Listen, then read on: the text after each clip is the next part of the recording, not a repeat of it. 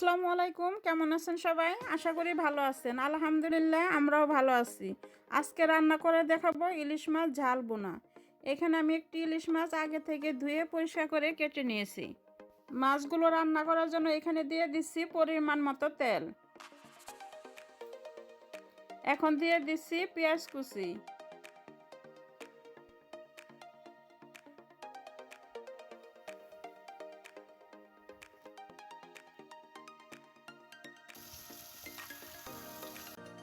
পেঁয়াজের কালারটা চেঞ্জ হয়ে আসছে, দিয়ে দিছি 1 টিস্পুন আদা রসুনের পেস্ট,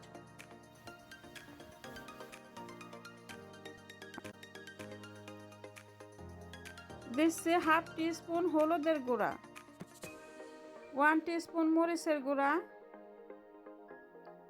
1/2 টিস্পুন জিরে গুঁড়া, 1/2 টিস্পুন ধনিয়া গুঁড়া।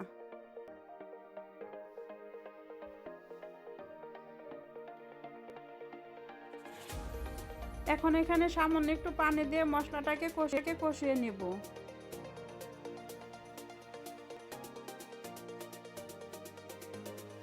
দিয়ে দিচ্ছি স্বাদ মতো লবণ। মশলা কষানো হয়ে গিয়েছে, দিয়ে দিচ্ছি টমেটো।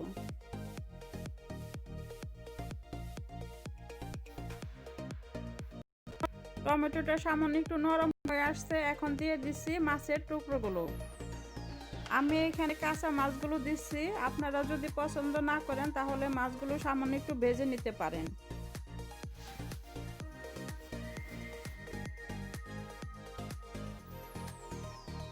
এখন সবগুলো মাছকে আস্তে আস্তে করে উল্টিয়ে দেব।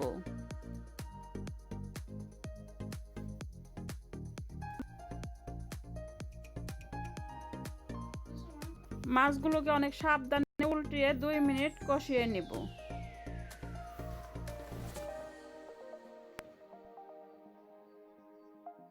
দুই মিনিট মাছটাকে কষিয়ে নিয়েছি, এখন এখানে দিয়ে দিচ্ছি 1 কাপ পানি।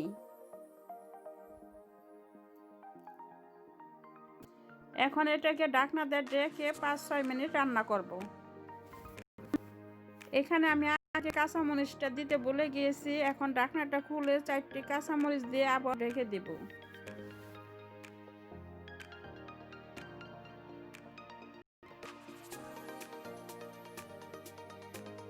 তরকারিটা রান্না হয়ে গিয়েছে, এখন চুলাটা বন্ধ করে দিয়েছি। আমার রান্না হয়ে গিয়েছে ইলিশ মাছ ঝাল ভুনা। এই রেসিপি যদি আপনাদের ভালো লাগে প্লিজ লাইক, কমেন্ট, শেয়ার এবং সাবস্ক্রাইব করবেন।